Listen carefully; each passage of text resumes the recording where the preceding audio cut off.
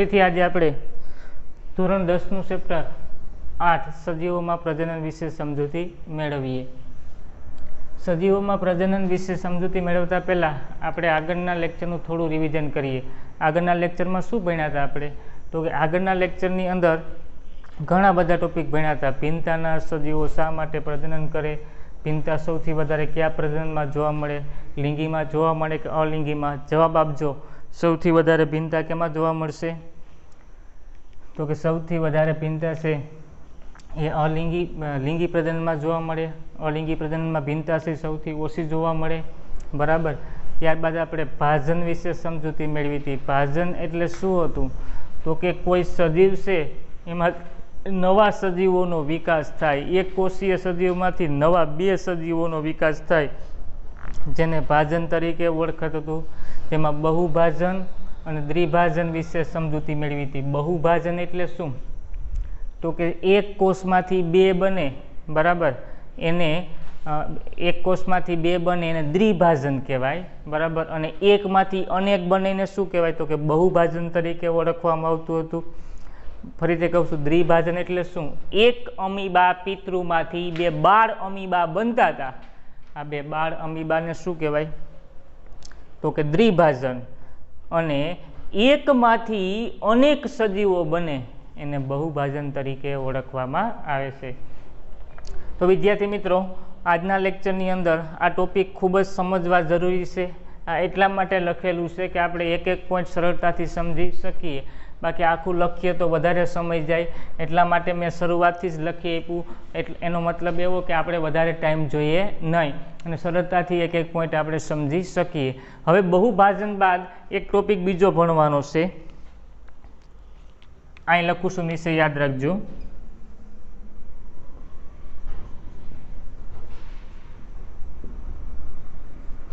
અવખંડન। અવખંડન એટલે શું? તો કે ઉદાહરણ આપું, સ્પાઇરોગાયરા। આ સ્પાઇરોગાયરા છે એની શરીરની રચનાની વાત કરીએ, એનું શરીર છે આ પ્રકારે હોય। હવે સ્પાઇરોગાયરા છે એ અવખંડનની પ્રક્રિયા દ્વારા પોતાના શરીરના શું કરી નાખે? ટુકડા કરી નાખે, ભાગ કરી નાખે, બરાબર। અને ભાગ કરી અને નવા સજીવોનો વિકાસ કરે, જેને અવખંડન તરીકે ઓળખવામાં આવે છે। જોજો મિત્રો, સ્પાઇરોગાયરા છે એનું શરીર છે સંપૂર્ણ આખું પહેલાં દોરેલું હતું, ત્યારબાદ સ્પાઇરોગાયરા અવખંડનની પ્રક્રિયા દ્વારા શું કરે? તો કે એના શરીરના અલગ અલગ ભાગ કરી અને એમાંથી નવા નવા સજીવનો વિકાસ થાય, જેને અવખંડન તરીકે ઓળખવામાં આવે છે। હવે પ્રશ્ન એ ભણવાનો છે કે પુનર્જન એટલે કે પુનઃસર્જન એ પ્રજનનની પ્રક્રિયા છે કે નહીં, એના વિશે ટોપિક સમજવાનો છે કે પુનર્જન છે એ પ્રજનનની પ્રક્રિયા છે કે નહીં, બરાબર, એની આપણે સમજૂતી મેળવીએ। તો સાંભળજો, પૂર્ણ વિભેદિત સજીવોના શરીરના ભાગમાંથી નવા સજીવનું નિર્માણ થાય। પૂર્ણ વિભેદિત સજીવોના શરીરના ભાગમાંથી, પૂર્ણ વિભેદિત એટલે શું? તો કે પેલાનો સજીવ, આ પેલાના સજીવના શરીરમાંથી જે નવા સજીવનું નિર્માણ થાય તેને પુનર્જન અથવા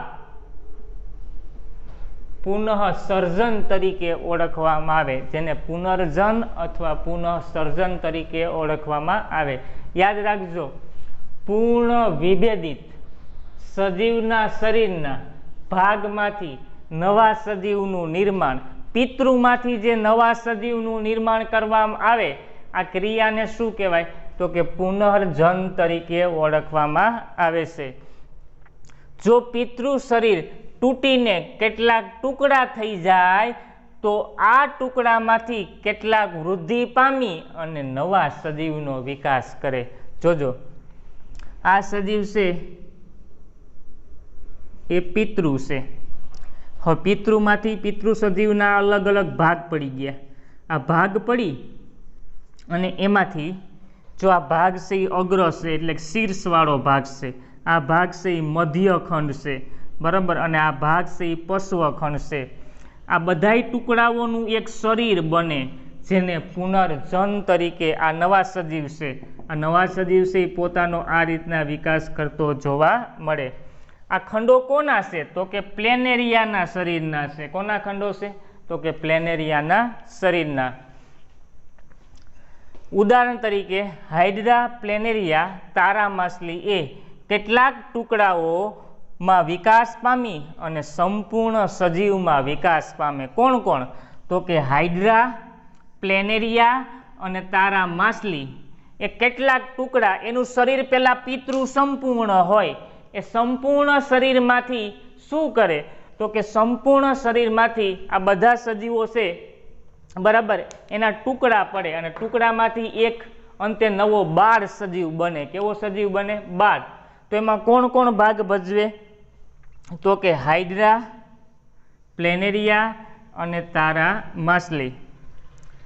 ते विशिष्ट कोष द्वारा थाय छे अने आ कोषो पुनरावर्तित पामी अने मोटी संख्या में कोषनुं निर्माण करे। पुनरावर्तित एटले शुं?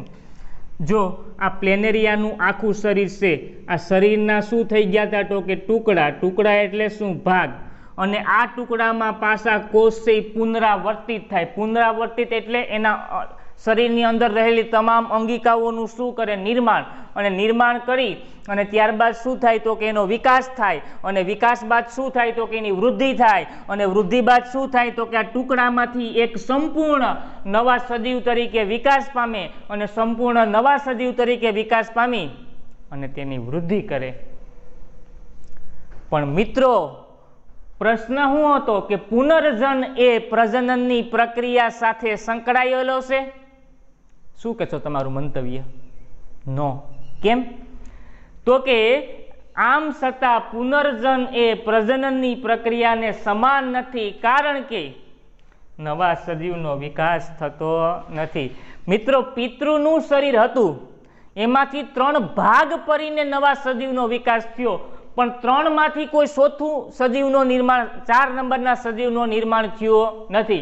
बराबर। शुं थयुं तो के आ 1, 2 ने 3 आ 3 सजीवनो विकास थयो बाकी एमांथी नवा सजीवनो कोईनो विकास थयो नथी। हाँ थयुं। शुं तो के आ अंगिका अलग पड़ी गई थी टुकड़ो थई गयो तो ए टुकड़ो से एना अंदरनी बधी अंगिकाओनो विकास थयो। अंगिकानो विकास थईने संपूर्ण शरीर बन्युं पण एमांथी नवो सजीव नथी थयो एना अंदरना भागनो विकास थयो। એટલા માટે पुनर्जन ए प्रजनननी प्रक्रिया नथी कारण के ते नवा सजीवोनो विकास थतो नथी। फरीथी भणीए एक प्रश्न 3 वखत भणशुं एटले आईने क्लासमां प्रश्न क्लियर थई जाय। याद रखजो।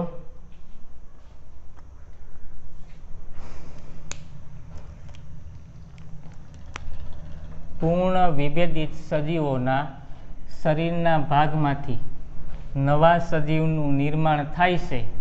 आ क्रियाने पुनर्जन अथवा पुनःसर्जन तरीके ओळखवामां आवे छे। जो पितृ शरीर तूटीने केटलाक टुकड़ा थई जाय तो आ टुकड़ामांथी केटलाक वृद्धि पामी अने नवा सजीवनो शुं करे तो के विकास करे। उदाहरण तरीके हाइड्रा प्लेनेरिया तारा माछली ए केटलाक टुकड़ाओ में विकास पामी अने संपूर्ण सजीव में विकास पामे। केटलाक टुकड़ाओं में विकास पामी अने संपूर्ण सजीव तरीके शुं पामे तो के विकास पामे। ते विशिष्ट कोषों द्वारा थाय छे। आ कोषों पुनरावर्तन पामी अने मोटी संख्या में कोषनुं निर्माण थाय छे। आम छतां पुनर्जन ए प्रजनननी क्रिया ने समान नथी कारण के नवा सजीवोनो विकास थतो नथी। नवा सजीवोनो विकास थतो नथी। फरीथी आपणे आ प्रश्न भण्या पछी आने थोडुंक डीपमां भणशुं। बराबर। क्यां सुधी आपणे कलिका सर्जन विશે माहिती मेळवीए? याद राखजो।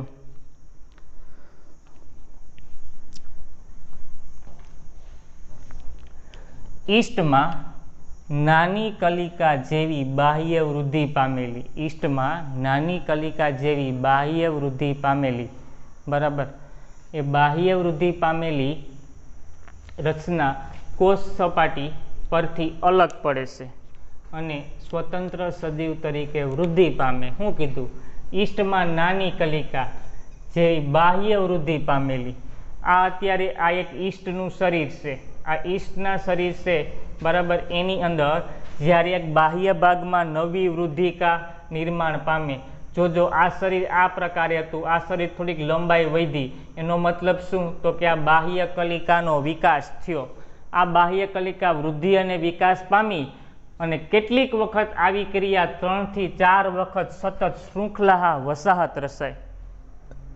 કેટલીક વખત આવી શૃંખલા છે 3 થી 4 વખત. જો 1, 2 અને 3 આ 3 શૃંખલા બની. આ 3 શૃંખલા છે એ નવા સજીવ તરીકે વિકાસ દર્શાવે. કેનો વિકાસ દર્શાવે? તો કે નવા સજીવ. યાદ રાખજો, ફરીથી કહું છું.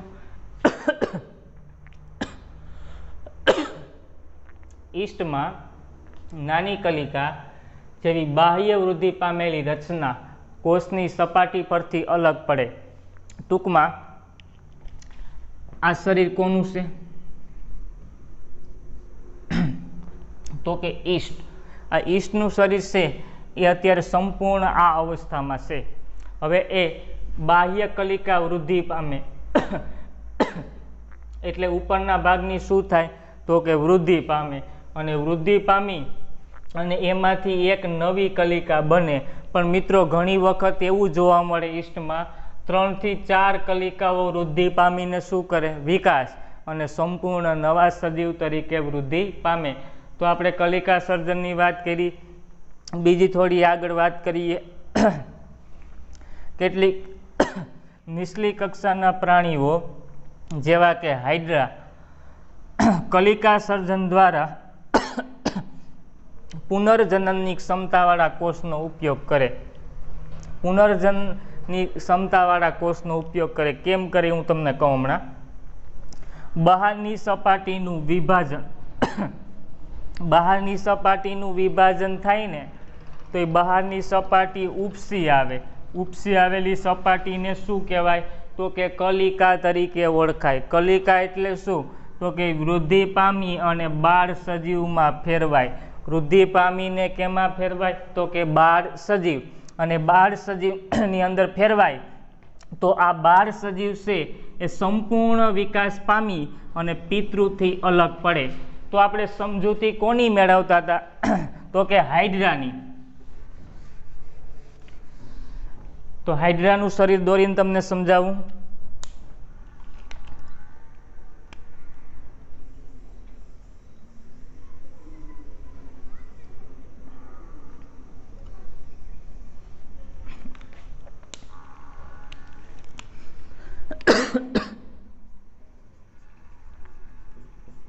હાઇડ્રાનું શરીર છે. હવે આ કહેવા શું માગે? તો કે એનો બહારનો ભાગ, આ બહારનો ભાગ છે આ રીતના ઉપસી આવે. આ જે બહારનો ભાગ ઉપસી આવે બરાબર, આ ભાગને શું કહેવાય? તો કે કલિકા તરીકે ઓળખાય. આ કલિકા છે એ શું કરે? તો કે વૃદ્ધિ પામે. જ્યારે મિત્રો આની વૃદ્ધિ થઈ જાય ને ત્યારે મેં તમને જે હાઇડ્રા બતાવ્યો ને, આ હાઇડ્રા એ પિતૃ હાઇડ્રા છે.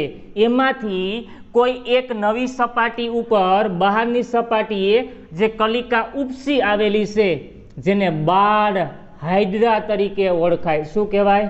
બાળ હાઇડ્રા. હવે બાળ હાઇડ્રા છે બરાબર, એ અત્યારે પિતૃ સાથે જોડાયેલ છે. પરંતુ મિત્રો જ્યારે આ બાળ હાઇડ્રા છે એ વૃદ્ધિ પામી જાય ત્યારે પિતૃથી અલગ પડી જાય અને સંપૂર્ણ નવા બાળ હાઇડ્રા તરીકે વિકાસ પામે. અને સંપૂર્ણ નવા બાળ હાઇડ્રા તરીકે વિકાસ પામે. આ હાઇડ્રામાં કલિકા સર્જન હતું. ઉપર આપણે ઈસ્ટમાં ભણ્યા. તો ફરીથી આપણે હાઇડ્રાની અંદર વાત કરીએ. કેટલીક નીચલી કક્ષાના પ્રાણીઓ જેવા કે હાઇડ્રા કલિકા દ્વારા પુનર્જનની ક્ષમતાવાળા કોષનો ઉપયોગ કરે. પુનર્જનની વાત કરી હતી. પુનર્જનની ક્ષમતાવાળા કોષનો ઉપયોગ કેમ કરે? તો કે બહારની સપાટીનું વિભાજન થાય. એટલે કે આ બહારની સપાટી છે આનું શું થયું? વિભાજન. અને વિભાજન થઈ અને શું થાય? તો કે એ ભાગ ઉપસી આવે. તો આ બહારનો ભાગ છે બ્લેક કલરનો એ ઉપસી આવેલો છે. આ ઉપસી આવેલા ભાગને શું કહેવાય? તો કે કલિકા કહેવાય. શું કહેવાય? કલિકા. અને એ કલિકા છે વૃદ્ધિ પામી અને 12 સજીવમાં વિકાસ પામે। આ કલિકા વૃદ્ધિ પામીને આખું 12 હાઇડ્રા બની જાય અને જ્યારે 12 હાઇડ્રા બની જાય ને ત્યારે તે પિતૃથી અલગ થઈ જાય। જ્યારે 12 હાઇડ્રા બને ત્યારે શું થાય તો કે તે પિતૃથી અલગ પડે। તો ફરીથી મિત્રો આપણે આજે ધોરણ 10ની અંદર સજીવોમાં પ્રજનનની અંદર બહુ અગત્યના ટોપિક લીધા। એક એક પોઈન્ટ સમજવો જરૂરી છે। આ પોઈન્ટ છે એનું કમ્પ્લીટ ધ્યાન દરેક વિદ્યાર્થીનું અહીંયા હોવું જોઈએ। ફરીથી ઘણો સમય લઈ અને તમને આ પ્રશ્ન સમજાવું છું। એક એક શબ્દને પોઈન્ટ સમજવો પડશે તો આ પ્રશ્ન ખૂબ જ સરળ છે, બરાબર। હવે આપણે વાત કરીએ પુનર્જન પ્રજનન। પુનર્જન પ્રજનન એ શું કહેવા માગે તો કે પુનર્જન છે એ ખરેખર પ્રજનનની પ્રક્રિયા છે કે નહીં એ તમને ખબર છે નથી, એ આપણે સાબિત કરી દીધું, બરાબર। તો હવે આપણે એક એક પોઈન્ટ છે એને કઈ રીતના સમજવો જોજો।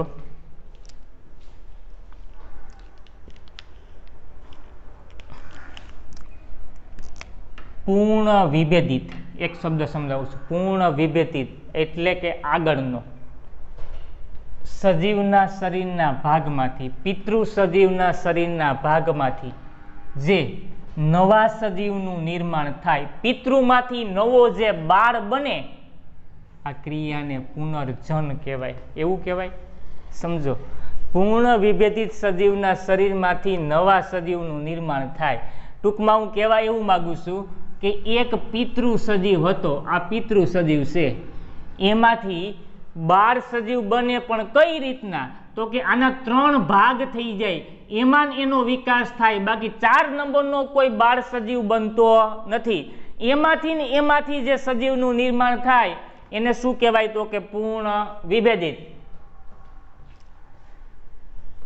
જોજો, જો પિતૃ શરીર તૂટીને કેટલાક ટુકડા થઈ જાય તો આ ટુકડામાંથી કેટલાક વૃદ્ધિ પામીને નવા સજીવનો વિકાસ કરે। મેં તમને હમણાં સમજાવ્યું કે આ પિતૃ સજીવ હતો, આ પિતૃ સજીવના 3 ટુકડા થઈ ગયા। આ 3 ટુકડાની અંદર ઉપરવાળો ભાગ શું તો કે અગ્રખંડ, બરાબર। ઉપરવાળો ભાગ અગ્રખંડ, મધ્યવાળો ભાગ છે એ મધ્યખંડ અને આ ભાગ છે એ પશ્વખંડ, યાની કે પ્લેનેરિયાના શરીરના ખંડો છે। આ 3 ભાગને શું કહેવાય? પ્લેનેરિયાના શરીરના ખંડો। હવે આ 3 ખંડો છે એ અલગ અલગ રીતે એના શરીરની અંદરની તમામ અંગિકાઓનો વિકાસ કરે। જે પિતૃમાં જેટલી અંગિકાઓ અને જેટલા લક્ષણો હતા ને એ બધાય લક્ષણો છે એ આ દરેક ટુકડામાં આવે અને દરેક ટુકડો સ્વતંત્ર નવો સજીવ તરીકે વિકાસ પામે। પણ એકમાંથી 3 ટુકડા બન્યા હોય તો 3 સજીવ થાય, પણ 4 સજીવનું નિર્માણ થાય નહીં, કારણ કે પુનર્જન એ પ્રજનનની પ્રક્રિયા નથી। એને એ જ સજીવમાંથી જે ટુકડા થયા એમાંથી જ નવા સજીવનો વિકાસ થતો જોવા મળે છે। તે વિશિષ્ટ કોષો દ્વારા થાય છે। આ કોષો પુનરાવર્તિત પામી અને મોટી સંખ્યામાં કોષનું નિર્માણ થાય। આમ છતાં પુનર્જન એ પ્રજનનની ક્રિયાને સમાન નથી, કારણ કે નવા સજીવોનો વિકાસ થતો નથી। હજી એક વખત બોલું છું, યાદ રાખજો। પૂર્ણ વિભેદિત સજીવોના શરીરના ભાગમાંથી નવા સજીવનું નિર્માણ થાય, આ ક્રિયાને પુનર્જન અથવા પુનઃસર્જન તરીકે ઓળખવામાં આવે છે। જો પિતૃ શરીર તૂટીને કેટલાક ટુકડા થઈ જાય તો આ ટુકડામાંથી કેટલાક વૃદ્ધિ પામીને નવા સજીવનું નિર્માણ પામે છે। ઉદાહરણ તરીકે હાઇડ્રા, પ્લેનેરિયા, તારા માછલી એ કેટલાક ટુકડાઓમાં વિકાસ પામી અને સંપૂર્ણ સજીવ તરીકે વિકાસ પામે છે। તે વિશિષ્ટ કોષો દ્વારા થાય છે। આ કોષો પુનરાવર્તિત પામી અને મોટી સંખ્યામાં કોષનું નિર્માણ થાય છે।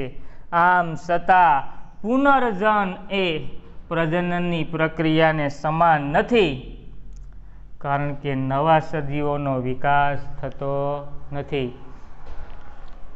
હવે આપણે આગળ ભણીએ કલિકા સર્જન।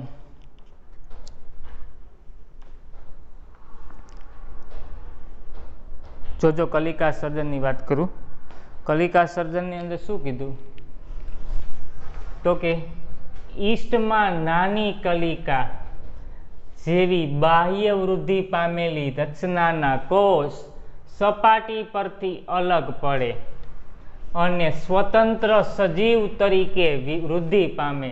સ્વતંત્ર સજીવ તરીકે શું થાય? એની વૃદ્ધિ. યાદ રાખજો, ઈસ્ટમાં નાની કલિકા જેવી, આ ઈસ્ટની કલિકા છે. આ કલિકા વૃદ્ધિ પામેલી એટલે ઈસ્ટનું શરીર આ રીતના પહેલા હતું, એમાંથી આ ભાગની શું થઈ? તો કે વૃદ્ધિ થઈ.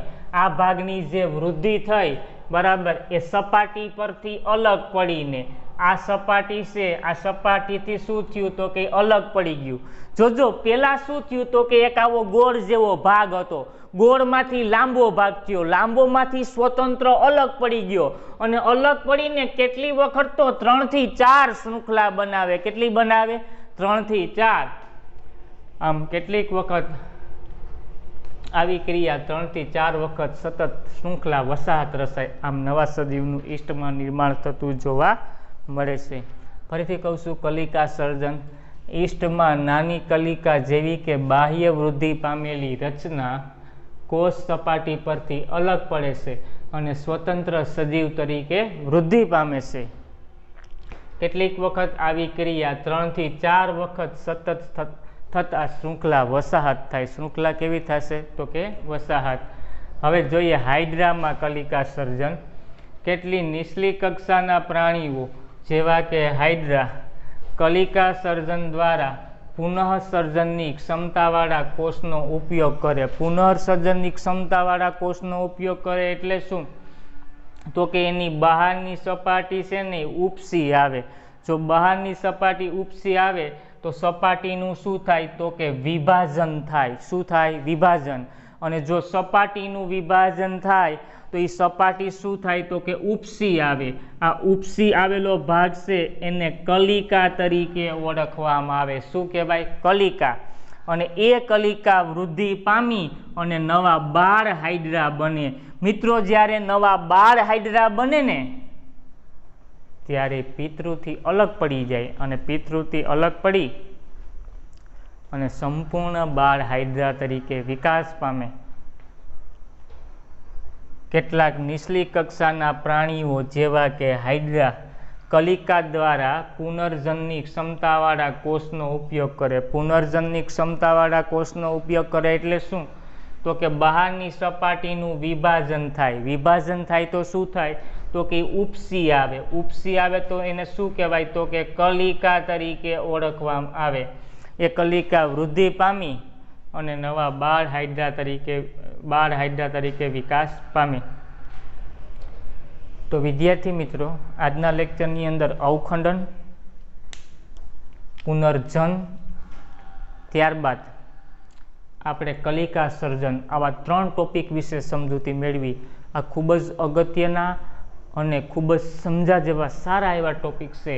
આ ટોપિક છે એ દરેક વિદ્યાર્થીએ એની પાકી બુકની અંદર કમ્પ્લીટ કરવા, ફેર બુકની અંદર હોમવર્કમાં લખી લેવા.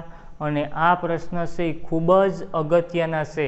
આ લખવા પડે એટલા માટે આખા પોઈન્ટ મેં લખ્યા કે તમને સમજવામાં સરળતા રહે, તમે સરળતાથી સમજી શકો. અને જો તમે સરળતાથી સમજી શકો તો આને લખવું ખૂબ જ સરળ પડે.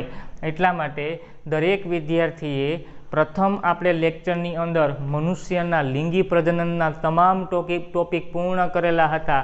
આજે આપણે અલિંગી પ્રજનનની અંદર વાત કરી, જેમાં અલિંગી પ્રજનનમાં આપણે કાલે એક લેક્ચર ભણ્યા હતા, બરાબર. એની અંદર અલિંગી પ્રજનનની ભિન્નતા વિશે માહિતી આપી હતી, તમને કોષીય પ્રજનન વિશે માહિતી આપી હતી, તમને ભાજન વિશે સમજૂતી આપેલી હતી. આવા ઘણા બધા ટોપિક ભણ્યા હતા. તો આજના ટોપિકની અંદર આપણે શું ભણ્યા? તો કે આજના ટોપિકની અંદર ભણ્યા અવખંડન, પુનર્જન અને કલિકા સર્જન. આ આકૃતિ દોરીને કમ્પ્લીટ કરવું, હાઇડ્રાની આકૃતિ દોરવી અને એક એક શબ્દ લખીને કમ્પ્લીટ કરવું. તો વિદ્યાર્થી મિત્રો, આપણે આગળના નેક્સ્ટ લેક્ચરની અંદર, બરાબર, બહુ સારો ઇન્ટરેસ્ટ ટોપિક છે એ ટોપિક વિશે ચર્ચા કરશું. તો આજનો લેક્ચર અહીં સુધી રાખીએ. આ બધું કમ્પ્લીટ કરી નાખજો. ઓકે, સ્તુત.